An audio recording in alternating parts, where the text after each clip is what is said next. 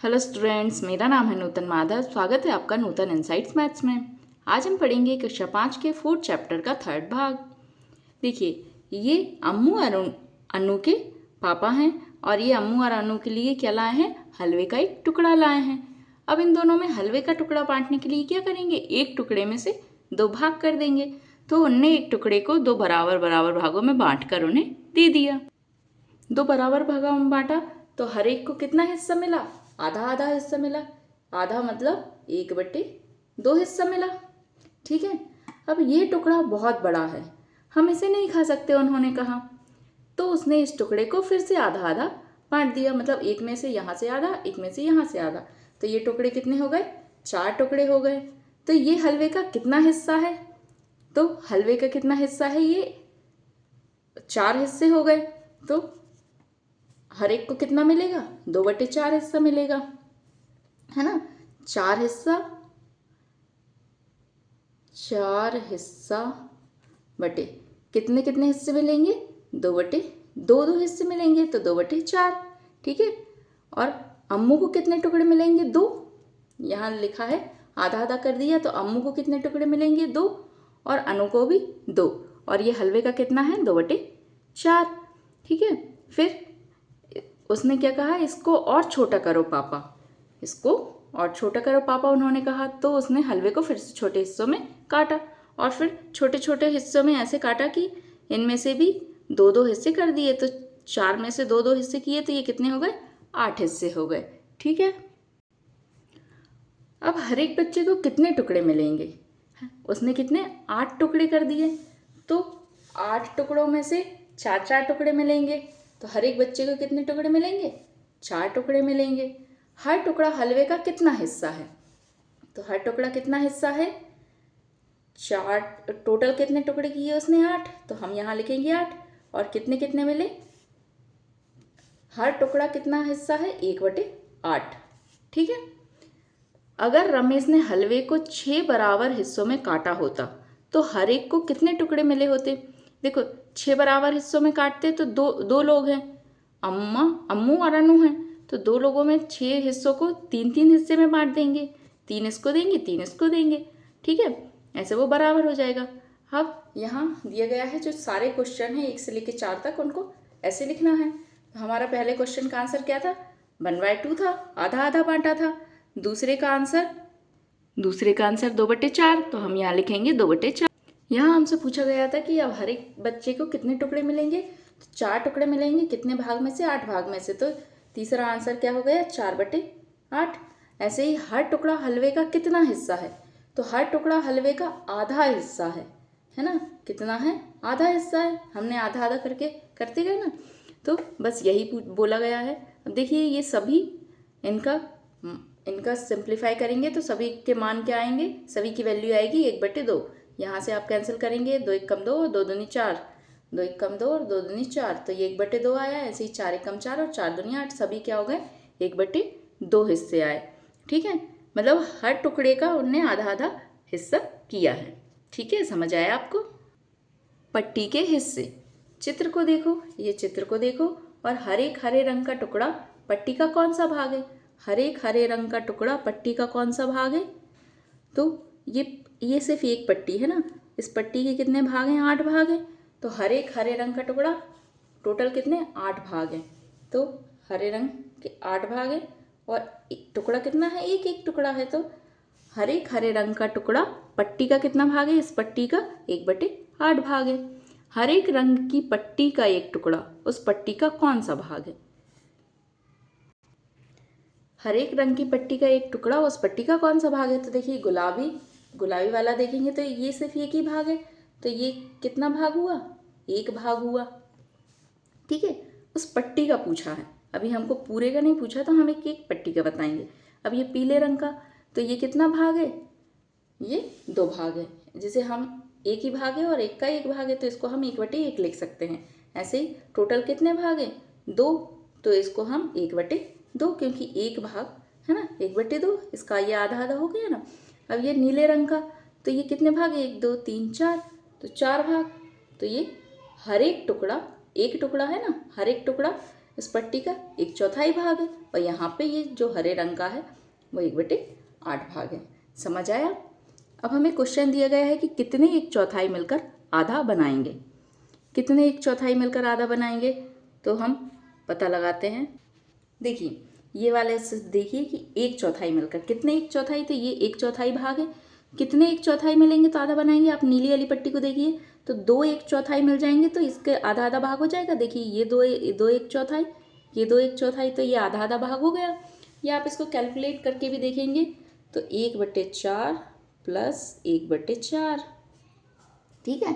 अब इसको ऐड करिए, तो जो डिनोमिनेटर में रहता है, जो यहाँ नीचे रहता है हर में, इसको ऊपर वाले को बोलते हैं अंश और नीचे वाले को बोलते हैं हर, ठीक है। न्यूमरेटर और डिनोमिनेटर, तो जो डिनोमिनेटर में सेम संख्या है तो यहाँ हम लिखेंगे 4 और 1 प्लस 1, तो ये कितना हो गया 2/4। तो ये 2/4 हमने लिखा। अब हमने देखा था कि इसको भी हम सिंप्लीफाई कर सकते हैं, 2 1 कम 2 और 2 दूनी 4, तो ये कितना हो जाएगा 1/2। 1/2 मतलब आधा। तो कितने 1/4 मिलकर आधा बनाएंगे, 2 1/4 मिलकर। ये हम डायग्राम से भी देख सकते हैं, 2 1/4, देखिए आप ऐसे ही देखेंगे तो 2 1/4 मिलकर कितने बना रहे हैं, आधा बना रहे हैं। अब अगला क्वेश्चन दिया गया है कि कितने 1/8 मिलकर 1/4 बनाएंगे। तो आप यहाँ से देखिए, ये 1/8 है, ये भी 1/8 है, ये भी 1/8 है, ये भी 1/8, तो 1/4 की बात हो रही है ना।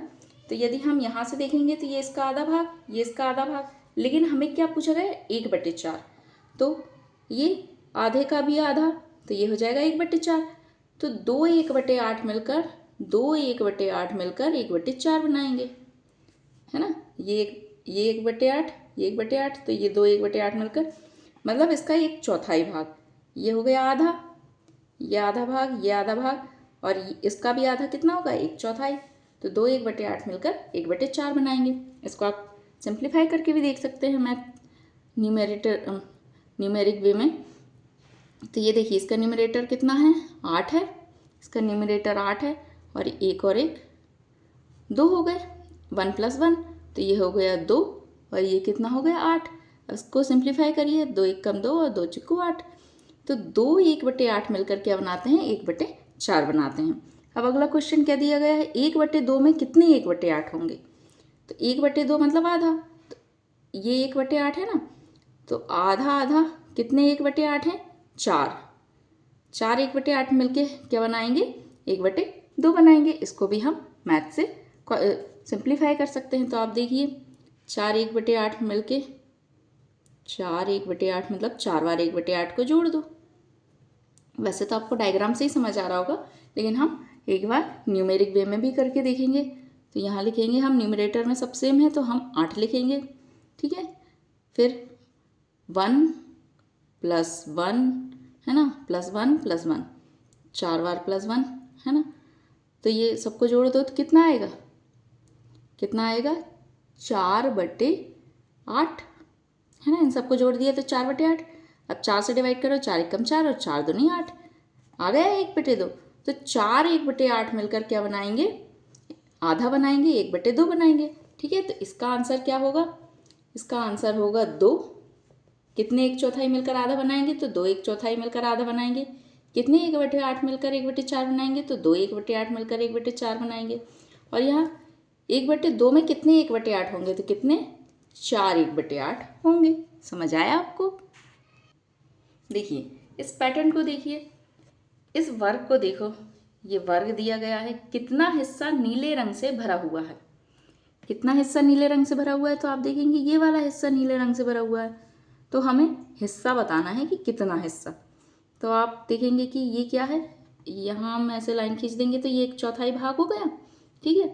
अब 1/4 का भी ये 1/4 हमने मान लिया, ये हम इसमें से बीच में लाइन खींच देंगे तो 1/4 का भी ये 1/4 में से भी 4 भाग हो गए, तो ये 4 भाग का भी 4 भाग, तो कितने हुए,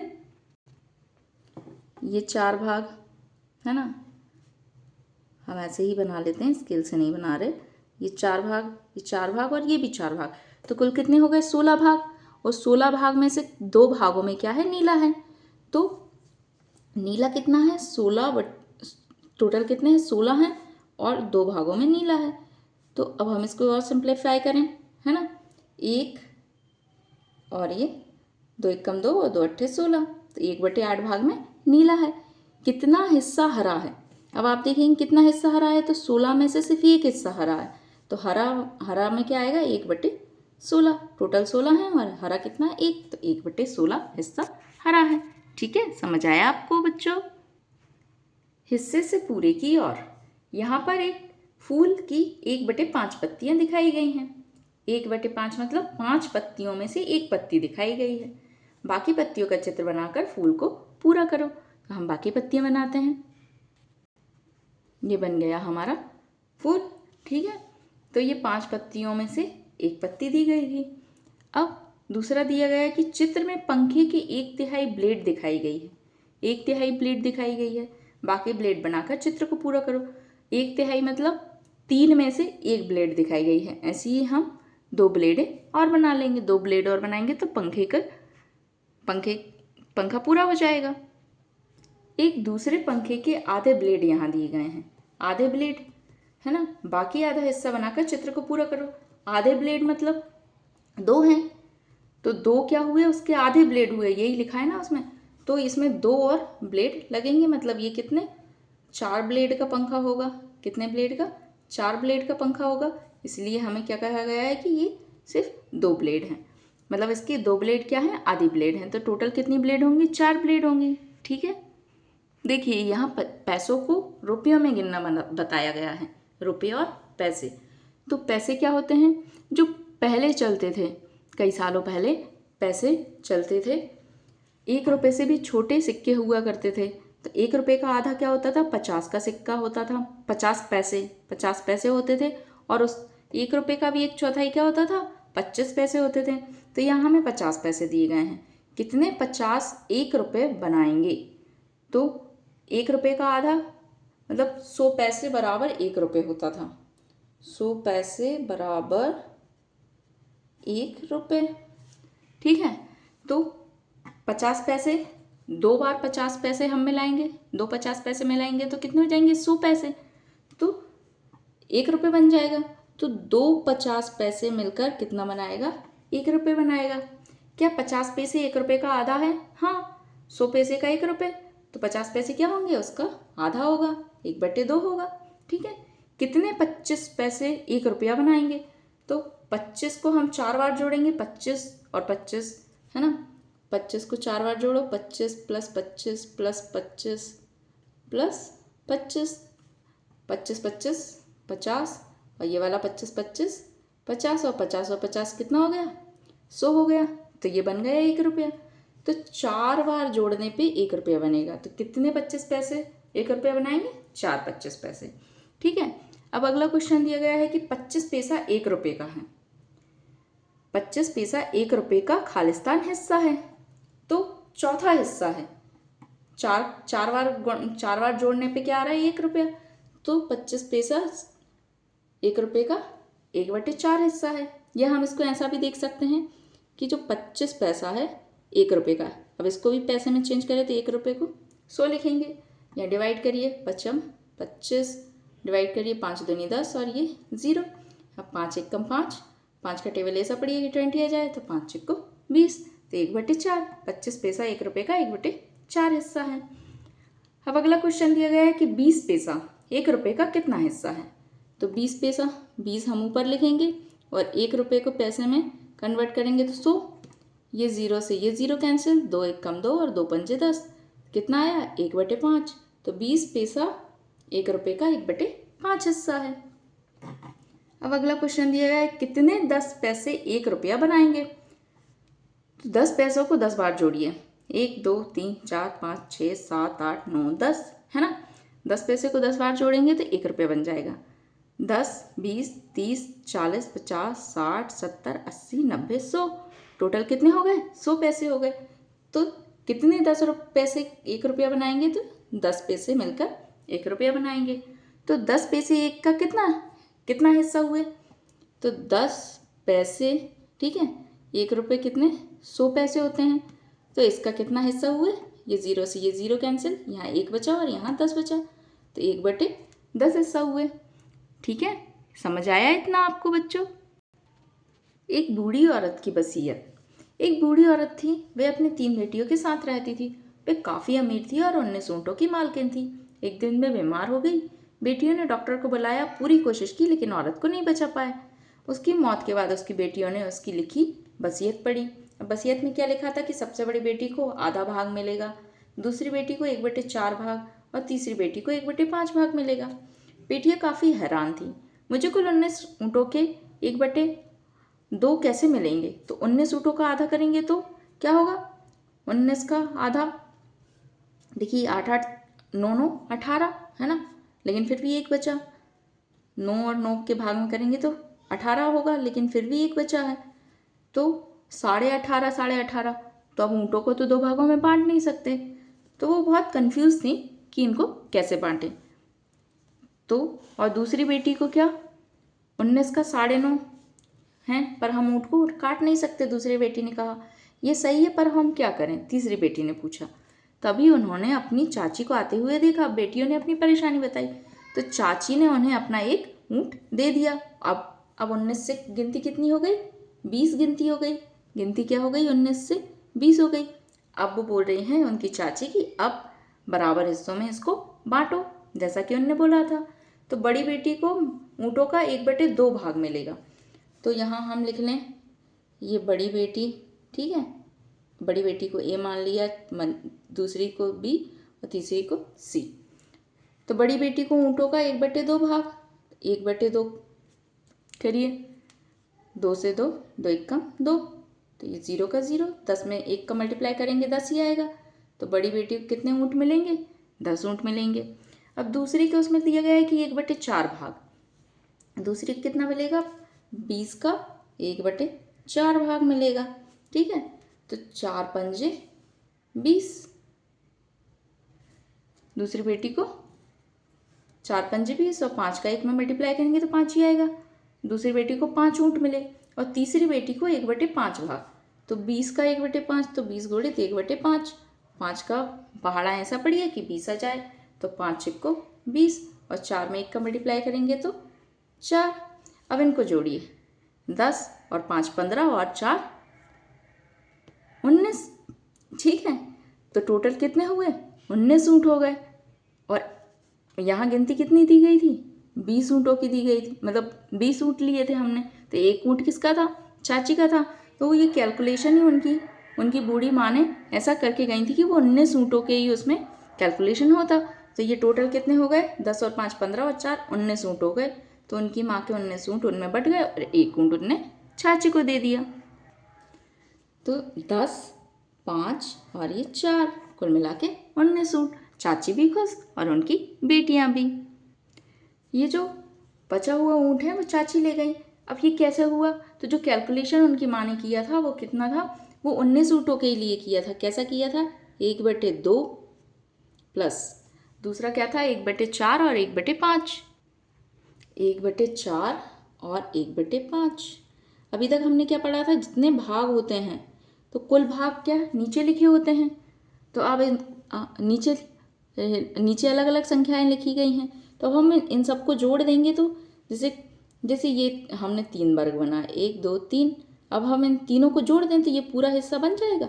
ऐसे ही जितने भी ऊँट उसने 3 बेटियों में बांटे उन सबको जोड़ दें तो पूरा हिस्सा आना चाहिए, 19 ऊँट आने चाहिए, मतलब 19 भाग आने चाहिए।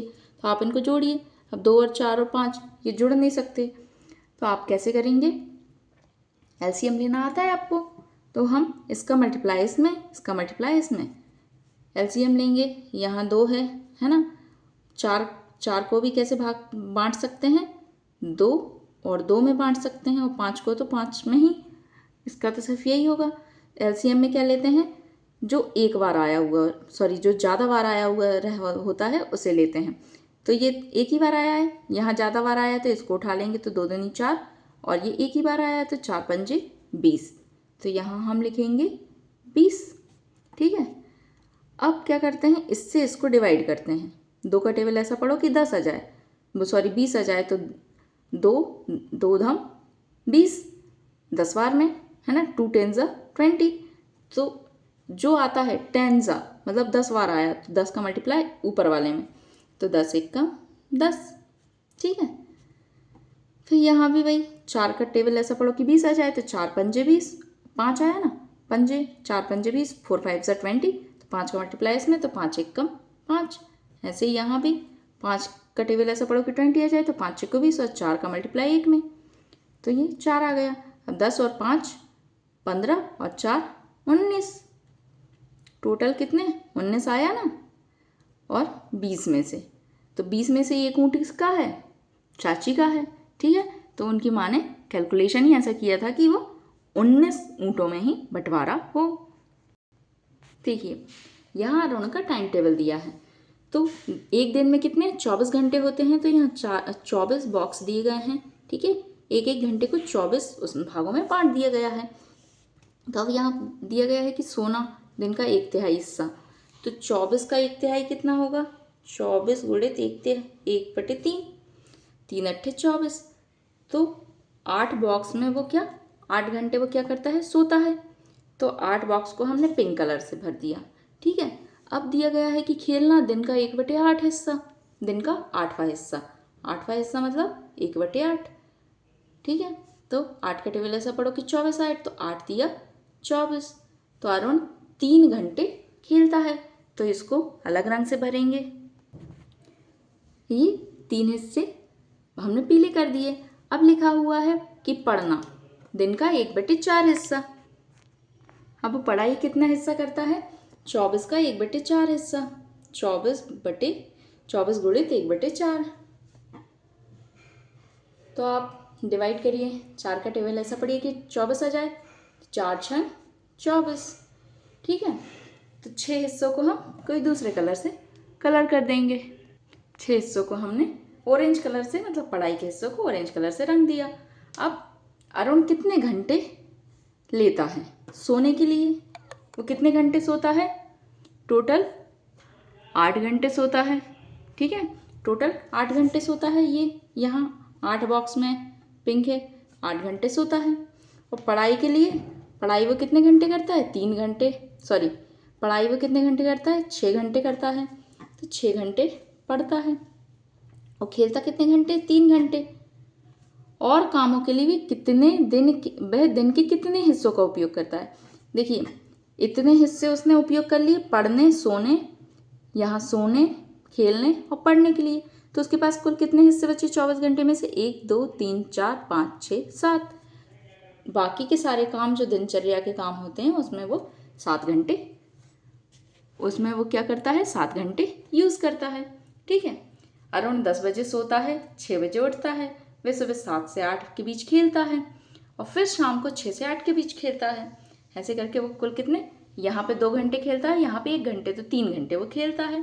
और 10 बजे से 6 बजे तक सोता है, तो 10 से 6 मतलब 8 घंटे वो खेलता है। अब एक दिन में 24 घंटे हैं, तो मैं दिन का 1/3 कैसे पता करूँ, तो दिन का 1/3 कैसे पता करेगा, 24 का 1/3, 3 अट्ठे 24, ठीक है।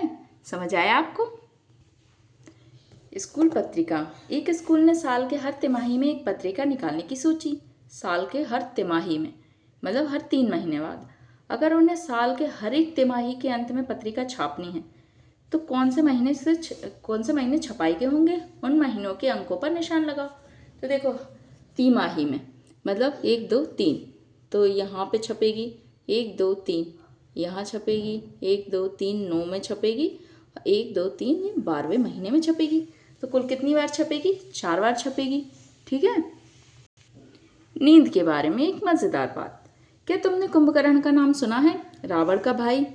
आपने रामायण तो पढ़ी होगी, देखी होगी टीवी पे। तो जो रावण का भाई था एक कुंभकर्ण, वह आधे साल तक सोने के लिए प्रसिद्ध था। आधे साल मतलब एक साल में कितने माह होते हैं, 12 माह। जैसे अभी आपने ऊपर देखा था एक साल में कुल कितने माह होते हैं, 12 माह। और 12 का आधा कितना होगा, ये देखिए 12 और यहाँ तक हम आधा करेंगे तो 12 का आधा कितना हुआ, 6 हुआ। तो वो क्या करता था कुंभकर्ण, 6 साल तक सोता था, सॉरी 6 माह तक सोता था, साल के आधा साल सोता था। ज़्यादातर लोग एक दिन में 8 घंटे सोते हैं, तो यह एक दिन का कौन सा हिस्सा हुआ, ठीक है। 24 घंटे में से 8, 24 24 का मतलब 8 घंटे 24 का कितना भाग, 24 का मतलब जो का है वो नीचे, 24 का कितना भाग हुआ, तो 8 एकम 8 और 8 तिया 24, तो ये दिन का 1/3 भाग हुआ। ठीक है, और ये कितना, साल का 1/2 भाग सोता था। तो भाई एक साल का कितना हिस्सा सोते थे, एक 60 साल का व्यक्ति ज़रूर साल सोया होगा। ठीक है, तो भाई एक साल का कितना हिस्सा सोते हैं, 1/3 हिस्सा वो एक दिन में सोते हैं, तो एक साल का कितना हिस्सा, देखो 8 घंटे एक दिन में सोया कोई व्यक्ति, तो 365 दिन में कितने घंटे सोएगा, तो यहाँ हम 365 का हम 365 दिन का, तो 365 दिन में वो 8 घंटे सोया, तो 365 में हम 8 का मल्टीप्लाई करेंगे तो कुल घंटे हमें पता चल जाएंगे। तो 8 पंजे 40 और यहाँ आएगा 4, 8 छंग 48 और 4 52 और यहाँ आएगा 5, 8 तिये 24 और 5 29। तो पूरे साल में कितने घंटे सोया, 2920 घंटे सोया। ठीक है, तो एक 60 साल का व्यक्ति इतना सोया होगा, तो हम 60 साल के व्यक्ति, अब कोई व्यक्ति एक साल में कितना सोता है, 2920 घंटे सोता है, तो 60 साल का व्यक्ति है, अब वो हर साल ये 2920 घंटे सोया, 2920 घंटे सोएगा, तो 60 साल का व्यक्ति अपने पूरे जीवन में कितना सोएगा, तो हम इसको एक साल में इतना, तो 60 साल में कितना उससे मल्टीप्लाई कर देंगे, तो ये 2 0 वैसे के वैसे लिखा जाएंगे। ठीक है, 6 का 2 में मल्टीप्लाई करेंगे, 6 दूनी 12, 6 नमा के 54 और 1 55, ये 5 और यहाँ भी आ जाएगा 5, 6 दूनी 12 और 5 कितना हो जाएगा, 17 हो जाएगा। तो टोटल कितना, इकाई दहाई सैकड़ा हजार 10,000 लाख, है ना, या ऐसे वंस टेंस 100 1000 10,000 और लाख। ठीक है, 1,75,200 घंटे कोई व्यक्ति 60 साल में सोएगा। कीर्ति की खरीदारी सूची, पीली सूची को देखो, जो पीली सूची यहाँ दी गई है, देखिए आप देखेंगे ये पीली सूची दी गई है। टमाटर 12 रुपये किलो, आलू 10 रुपये, प्याज 16 रुपये किलो, प्याज जो है 16 रुपये किलो, गाजर 18 रुपये और लौकी 8 रुपये किलो। अब उसने खरीदारी की है। कीर्ति की खरीदारी सूची, 2 किलो टमाटर कितने के हैं, एक किलो टमाटर कितने के हैं, 12 रुपये किलो हैं, तो 2 किलो कितने के होंगे, हम यहीं मल्टीप्लाई करें, 12 में 2 का मल्टीप्लाई करो, है ना, 2 दूनी 4, 2 दूनी 4, 2 एक कम 24। ठीक है, अब अगला क्वेश्चन है कि आधा किलो टमाटर कितने के होंगे, तो यदि 1 किलो टमाटर 12 रुपये के हैं, है ना, 1 किलो टमाटर 12 रुपये के हैं, तो हम आधा किलो, 12 का आधा किलो टमाटर खरीदेंगे तो कितने रुपए में आ जाएंगे, 2 छंग 12, है ना, 2 छंग 12, 6 में 1 का मल्टीप्लाई किया 6, तो आधा किलो टमाटर कितने में आएंगे, 6 रुपये में आएंगे। फिर अगला क्वेश्चन दिया गया है कि किरण को 2 और 1/2 मतलब 2.5 किलो टमाटर चाहिए, उसे वे कितने में मिलेंगे। तो देखिए 2 किलो टमाटर, 1 किलो टमाटर कितने का है, 12 रुपये का है, तो 2 किलो 12 गुणे 2, ठीक है, तो 24 रुपये में है, तो उसको 2 किलो टमाटर मिल गए। अब आधा किलो और चाहिए, है ना, तो अभी हमने देखा था कि आधा किलो कितने में, 6 रुपये में, 12 का आधा, तो आधा किलो 6 रुपये में, तो 24 रुपये में 2 और आधा किलो 6 रुपये में, तो उसको 2.5 किलो टमाटर कितने रुपये में मिल जाएंगे, 30 रुपये में मिल जाएंगे। अब अगला क्वेश्चन दिया गया है कि 3 सही 1/2, इसको ऐसे पढ़ते हैं, 3 सही 1/2, है ना, 3.5 किलो, 3 और आधा 3.5 किलो आलू की कीमत क्या होगी। तो आलू कितने, 10 रुपये किलो है, आप सूची में देखो आलू 10 रुपये किलो है ना, या आप देखेंगे आलू 10 रुपये किलो है, तो उसे 3.5 किलो आलू चाहिए। तो 3 किलो आलू, 1 किलो आलू 10 रुपये का है, तो 3 किलो आलू कितने, 3 गुणे 10 30 रुपये का होगा, और आधा किलो आलू तो 10 रुपये का है, तो 10 का आधा कितना होगा, 2 पंजे 10, 5 का 1 में मल्टीप्लाई करेंगे 5, तो आधा किलो आलू 5 रुपये में आएगा, 3 किलो आलू 30 रुपये में, आधा किलो आलू 5 रुपये में जोड़ दो, तो 3.5 किलो आलू कितने रुपये में मिलेगा उसको, 35 रुपये में मिलेगा। ठीक है, इसका आंसर ये है। 3.5 किलो कितने 35 रुपये में मिलेगा।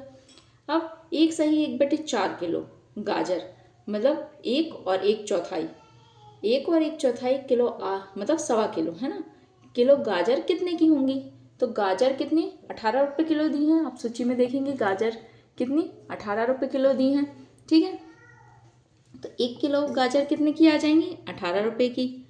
1/4 किलो, तो 1 किलो गाजर 18 रुपये की है, तो 1/4 कितने की आएंगी, तो 4 का टेबल 2 का टेबल पढ़ो, 2 दूनी 4 और 2 9 18, तो 9/2 हुआ। अब आप ऐसे भी मल्टीप्लाई कर सकते हो, 2 चिक्को 8। ठीक है, अब देखो पूरी बार तो नहीं गया, ये तो 9 था, तो बचा कितना 1 बचा है, उसमें हम 0 लगाएंगे तो यहाँ पॉइंट लगाना पड़ेगा। ठीक है, तो 2 पंजे 10, तो ये 4.5 रुपये में गाजर आई। तो 18 रुपये में 1 किलो और 4.5, तो देखिए 4 यहाँ लिखेंगे और पॉइंट करके यहाँ, जब भी पॉइंट आता है तो ऐसे लिखते हैं, मतलब पॉइंट जो है पॉइंट के नीचे ही आएगा और पॉइंट के बाद वाली संख्या ऐसे आती है। ठीक है, जोड़ो 5 का ये हो जाएगा 5 और 8 और 4 12 और ये 1 और ये 2 22.5। तो गाजर 4.25 किलो गाजर कितने में आई 22.5 रुपये में आई। ठीक है, मतलब 22.5 रुपये में आई। इसका मतलब क्या हुआ 22.5 रुपये में ये गाजर आए हैं। ठीक है, अब अगला क्वेश्चन दिया गया है। अब अगला क्वेश्चन दिया गया है कि कीर्ति के नहीं ये है, उसने 4 सही 3/4 किलो का लौकी खरीदा जिसकी कीमत है, तो लौकी कितने 8 रुपये किलो है, तो 4 किलो लौकी खरीदेगी तो 8 गुणित 4, 8 चिक्को क्या हो गया 32 हो गया। तो 4 किलो लौकी तो 32 रुपये की आ गई और 3/4, तो 1 किलो लौकी 8 रुपये की है, तो 3/4 कितने की होगी, तो डिवाइड करो 4 एकम 4 और 4 दूनी 8, 2 और 3, 2 गुणित 3 हुए ना, तो 2 तिया 2 का 3 बार मल्टीप्लाई करो तो कितने हो गए 6, तो 32 और 6 कितना हो गया 2 और 6 8 और ये 3, तो उसने 38 रुपये की इतनी लौकी खरीदी, 4 सही 3/4 किलो लौकी खरीदी। ठीक है, अब अगला क्वेश्चन दिया गया है कि कीर्ति के हाथ में खरीदारी सूची को देखें, उसे ये सब खरीदने के लिए कितने रुपए देने पड़ेंगे। ठीक है, तो उसने 2 किलो टमाटर, ये जो सूची है इसके अकॉर्डिंग हम बनाएंगे।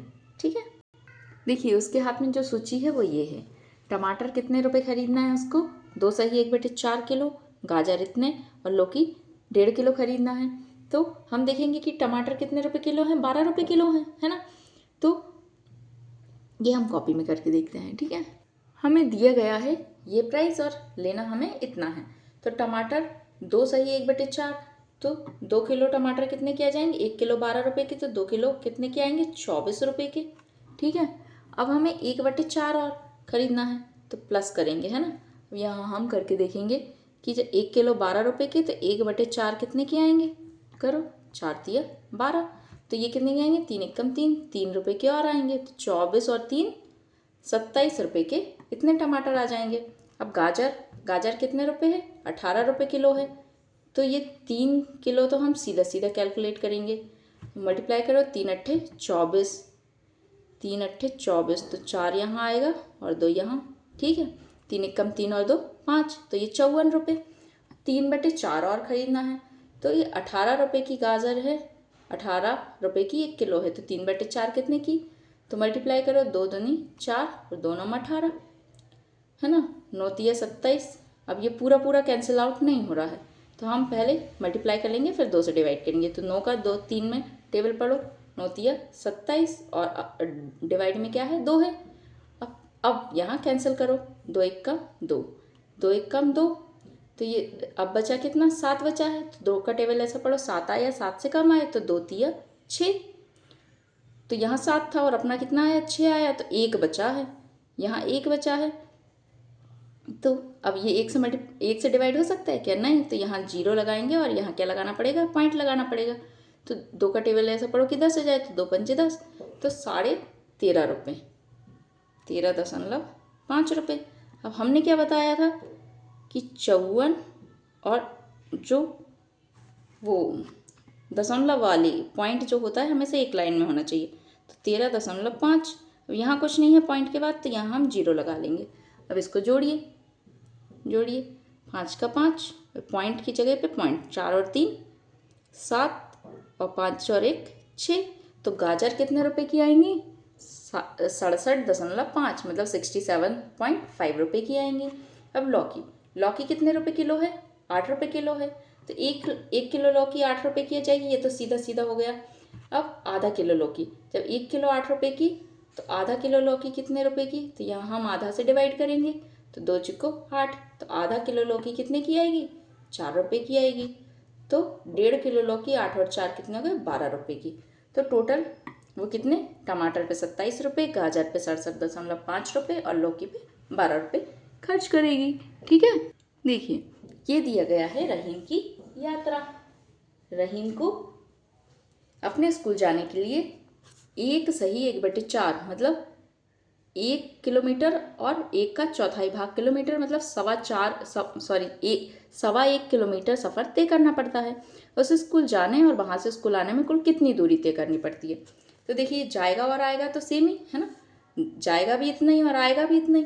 तो 1 किलोमीटर तो सीधा गया और 1 किलोमीटर सीधा आया, तो 2 किलोमीटर ये हो गए, है ना। तो 2 किलोमीटर तो सीधा सीधा हो गया। अब 1/4 वो मतलब आप देखिए 1 का 4 भाग करिए, 1 के 4 भाग करिए, वो इतना किलोमीटर जाता है।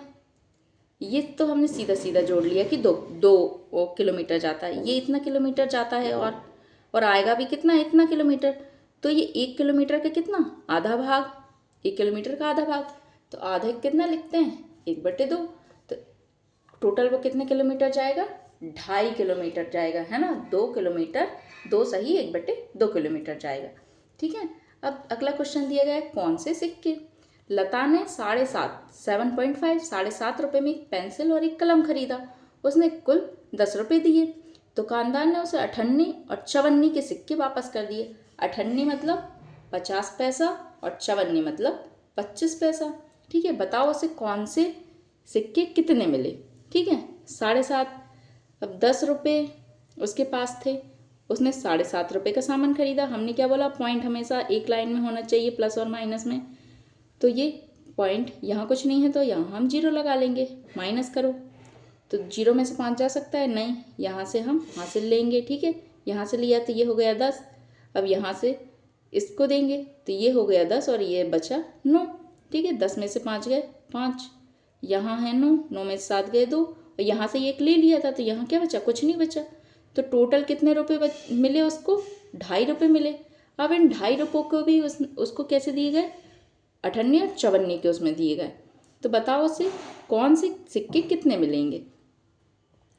तो यदि 50 पैसे के उसमें दिए गए तो 100 पैसे बराबर 1 रुपये होता है। तो यदि हम 58 को मतलब 50 को, तो 50 को हम 4 बार जोड़ें, 50 को हम 4 बार जोड़ेंगे तो 1 रुपये ये कितना? ये 1 रुपये, ये 100 और ये 100, तो 1 रुपये और 1 रुपये तो ये 2 रुपये बन गया। और 5 है ना, 0.5 मतलब और आधा, 100 का आधा, 100 पैसे का आधा, तो मतलब 1 और 5। तो यदि 50 पैसे की यदि उसने 50 58 दी होंगी तो कितने दी होंगी? 1 2 3 4 5, 58 कितनी दी होंगी?